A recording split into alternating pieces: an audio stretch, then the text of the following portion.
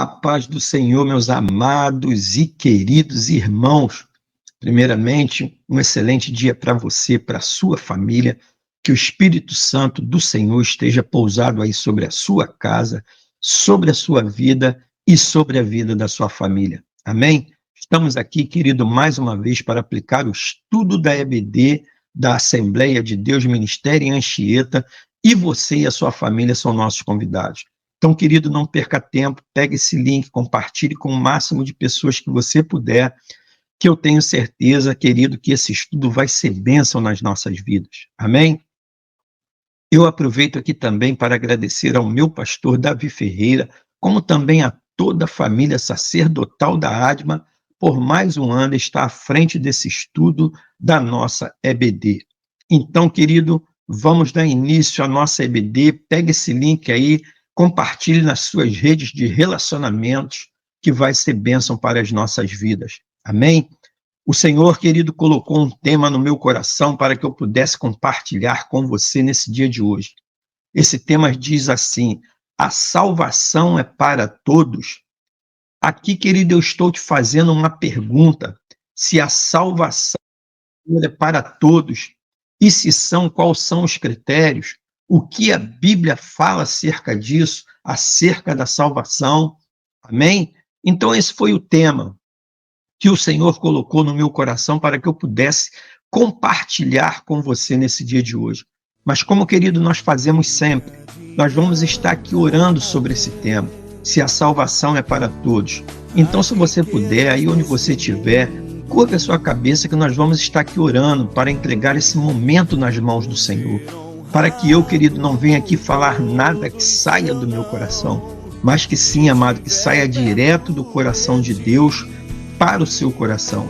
Esse é o meu desejo nesse dia de hoje e eu acredito que seja o desejo de Deus também para a sua vida. Então, se você puder, curve a sua cabeça que nós vamos estar orando.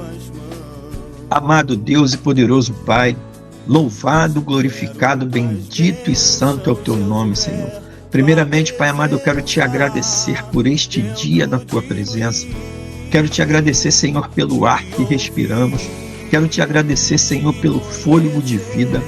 Quero te agradecer, Senhor, por todos os livramentos que tu tem nos dado em todo o tempo. Muitos desses livramentos, Pai, passam por despercebidos, sem que nós possamos ver, mas tu estás ali conosco, nos livrando, nos abençoando e nos guardando de todo mal.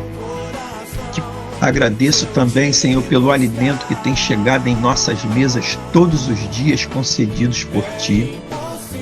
E te peço, Pai amado, que Tu toma a frente desse estudo da EBD, da Assembleia de Deus Ministério em Anchieta, que eu não venha aqui, Pai amado, falar nada do meu coração, mas que sim, eu esteja aqui apenas como canal para falar aos Teus filhos o que eles estão precisando ouvir nesse dia de hoje. É o que eu te peço, Pai amado. Eu já te agradeço em nome de Jesus. E você, querida, aí onde você estiver, que você puder, você diga amém. O Senhor também, para que nós possamos dar prosseguimento nesse estudo de hoje, o Senhor colocou um texto da Bíblia no meu coração.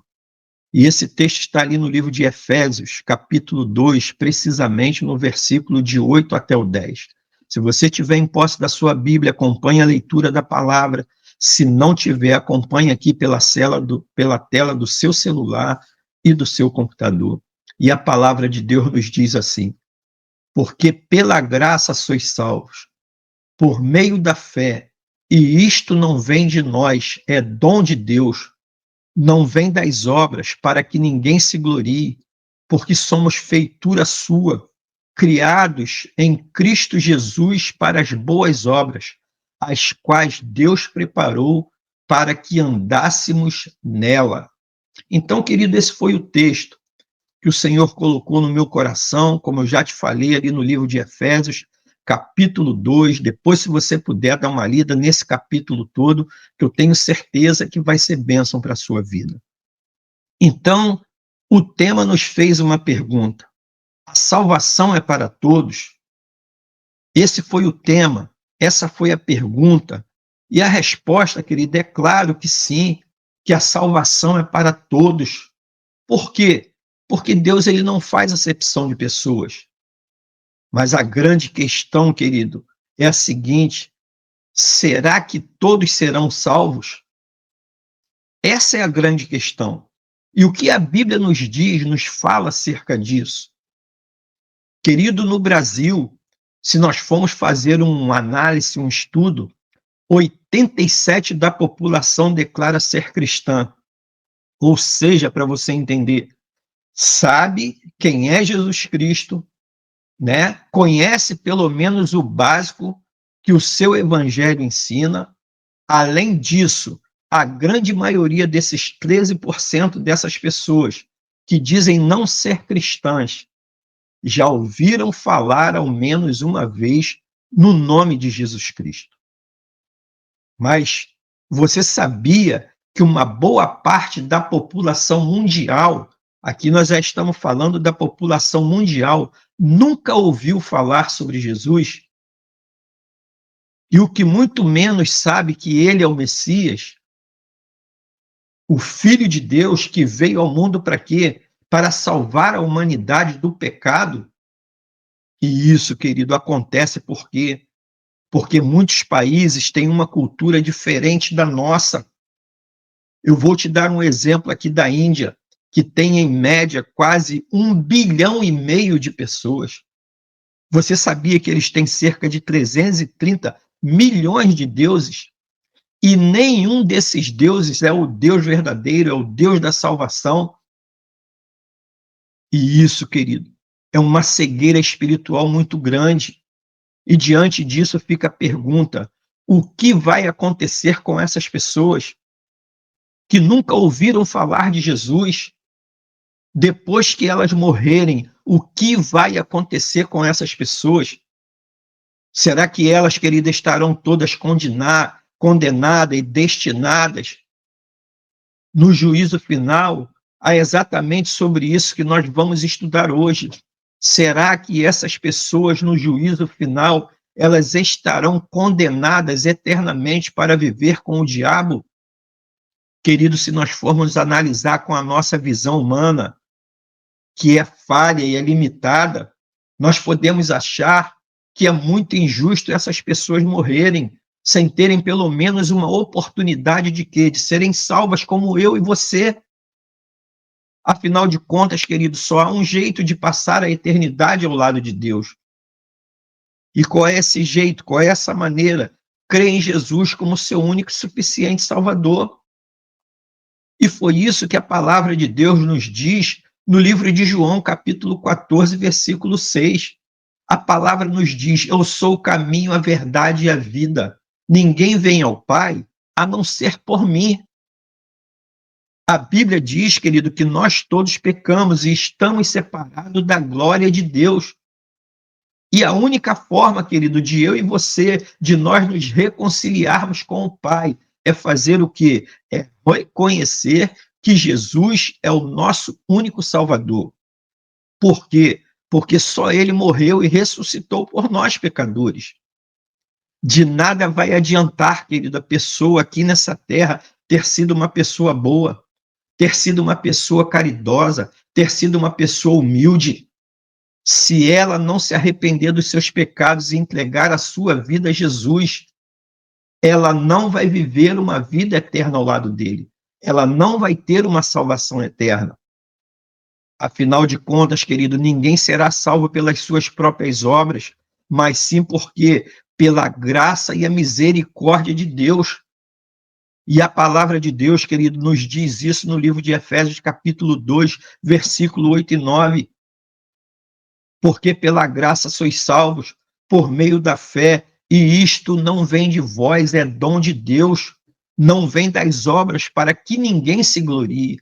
Então eu e você, querido, nós não seremos salvos pelas nossas obras, e sim pela graça, pela misericórdia e pela bondade de Deus. E aí, querido, que entra a questão de uma possível injustiça contra aqueles que nunca ouviram falar de Jesus Cristo. Mas, irmãos, a Bíblia é muito clara em dizer que Deus é justo em tudo que Ele faz, Deus é justo em todo momento, Deus não faz acepção de pessoas. E quando nós vamos, querido, no livro de Deuteronômio, capítulo 34, precisamente no versículo 3 e 4, a palavra de Deus nos diz acerca disso. Ele diz: proclamarei o nome do Senhor, louvem a grandeza do nosso Deus. Ele é a rocha, as suas obras são perfeitas e todos os seus caminhos são justos. É Deus fiel, que não comete erro, justo e reto ele é. Então Deus é justo, Deus é reto, Deus é misericordioso, Deus não vai fazer acepção de pessoas. A salvação é para todos. E o que Moisés está nos dizendo, no que nós lemos aqui no livro de Deuteronômio, capítulo 32, que Deus sabe de todas as coisas e conhece o coração de cada pessoa. Deus conhece o meu coração, Deus conhece o seu coração, Deus conhece o coração de todo ser humano. Por isso, querido, ele vai julgá-las de acordo com a revelação que receberam, com a revelação que cada um de nós recebemos. Por exemplo, para você entender, a pessoa que ouvir falar do evangelho e rejeitar esse evangelho, Jesus nos disse que estas pessoas estão condenadas a viverem uma eternidade com o diabo. Já aquelas pessoas, querido, que nunca ouviram falar de Cristo e de seu plano de salvação, o que vai acontecer com essas pessoas? Elas serão julgadas, querido, pela lei que está escrita em seus próprios corações. E quando nós vamos, querido, no livro de Romanos, capítulo 2, versículo 14 até o 16, nos fala acerca disso, muito bem explicado, muito bem entendido, para você compreender o que está sendo ensinado aqui hoje. Lá nos diz: quando os gentios que não têm lei fazem naturalmente as coisas que são da lei, não tendo eles leis para si mesmos, são lei, os quais mostram a obra da lei escrita em seus corações, testificando justamente a sua consciência e os seus pensamentos, quer acusando-os ou quer defendendo-os, no dia em que Deus há de julgar os segredos dos homens por Jesus Cristo, segundo o meu evangelho. Então, querido, o que lemos aqui em Romanos capítulo 2, versículo 14, ninguém será injustiçado, mesmo aqueles que não verão a Jesus, que não ouvirão falar de Jesus, eles serão julgados, querido, segundo o seu coração. Por quê? Porque Deus é transparente, porque Deus é bom, porque Deus não vai deixar ninguém fora da salvação. E isso, querido, significa que quando uma pessoa faz alguma coisa que vai contra aos mandamentos de Deus, ela sabe por quê? Por instinto que errou. Mesmo que ninguém tenha mostrado isso para ela, ela sabe que errou diante de Deus.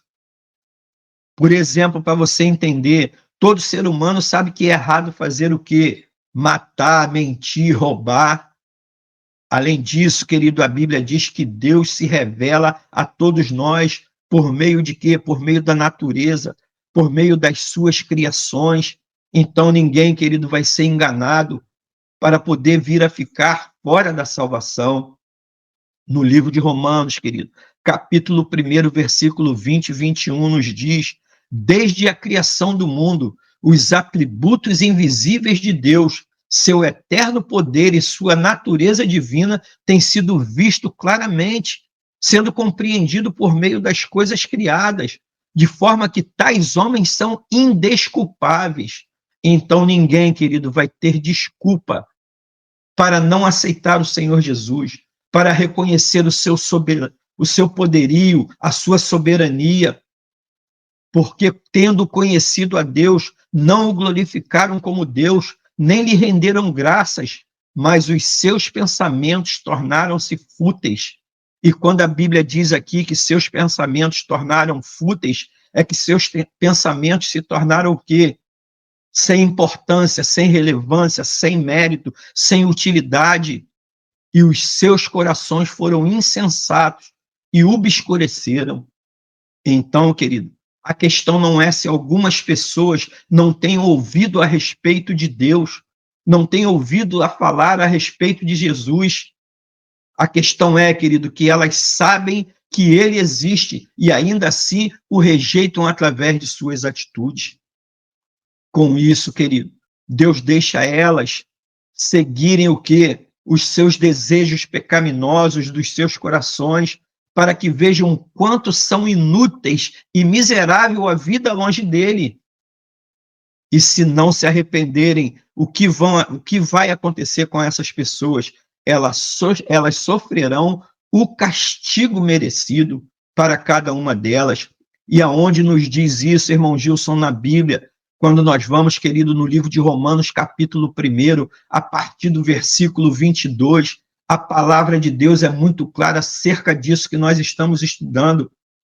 Dizem ser sábios, tornam-se loucos, e mudaram a glória do Deus incorruptível em semelhança de imagem de homem corruptível, e de aves, e de quadrúpedes, e de répteis. Por isso também Deus os entregou à concupiscência de seus corações, à imundícia. Para quê? Para desonrarem seus corpos entre si, pois mudaram a verdade de Deus em mentira, honraram e serviram mais a criatura do que o Criador, que é bendito eternamente. Por isso Deus os abandonou às paixões infames, porque até as suas mulheres mudaram o uso natural, no contrário à natureza. E semelhante também os homens, querido, deixaram o uso natural da mulher e se inflamaram em sua sensualidade, uns para com os outros, homens com homens, cometendo o que? Torpeza. E quando a Bíblia diz aqui que eles estão cometendo torpeza, estão cometendo o quê? Comportamento ou ação errada, vergonhosa, imoral, e recebendo em si mesmo, querido, a recompensa que convinha ao seu erro. E como eles não se importaram de ter conhecimento de Deus, o que Deus fez, assim Deus o entregou a um sentimento perverso para fazerem coisas que não convêm, estando cheio de toda iniquidade, de toda fornicação, malícia, avareza, maldade, cheios de invejas, homicídios, contenda, engano, malignidade, sendo murmuradores, detratores. E quando a Bíblia fala aqui acerca de detratores, está falando de quê? De pessoas defamadoras, indivíduo que desqualifica, difama e desvaloriza a importância de algo ou de alguém e do Deus Todo-Poderoso. Elas são aborrecedoras de Deus, são injuriadores, soberbos, presunçosos, inventores de males, desobedientes aos pais e às mães. A Bíblia diz, querido, em Romanos 1, capítulo 22, que eles são o quê? Nécios. E quando a Bíblia diz que eles são nécios, eles são o quê? Insensatos, são pessoa tola, são pessoa ignorante, infiéis nos contratos, sem afeição natural, irreconhecíveis e sem misericórdia. E a Bíblia ainda diz, os quais, conhecendo o juízo de Deus, e que juízo de Deus, são dignos de morte os que tais coisas praticam.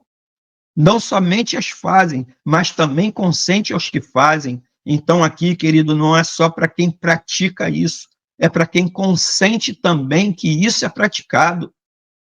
Então, meus irmãos, ao invés de nós estarmos debatendo ou preocupados com o destino daqueles que nunca ouvirão a respeito de Jesus, nós cristãos, querido, eu e você, deveríamos de dar o nosso melhor para quê?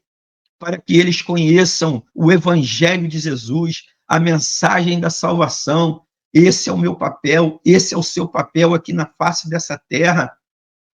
Querido, o fato de sabermos que as pessoas rejeitam o conhecimento de Deus revelado na natureza, em seus próprios corações, deve nos motivar a anunciar o Evangelho a essas pessoas a tempo e fora de tempo. Por que eu estou te dizendo isso, querido? Porque assim elas poderão ser perdoadas de seus pecados e com isso resgatada de uma eternidade longe de Deus no inferno. É claro, querido, que nós temos que ser bem conscientes. Nós não vamos conseguir alcançar a todos, mesmo com os nossos esforços. Por isso que Deus é o maior interessado em nos salvar. E por isso, querido, providenciar o quê? Outros meios para que a sua mensagem chegue ao coração desses seres humanos, sejam conhecidos por esses seres humanos. E foi exatamente isso, querido, para você entender que aconteceu com o apóstolo Paulo no caminho para Damasco. Você conhece essa história. Jesus apareceu para ele em como? Numa visão, pois sabia que só assim ele se converteria.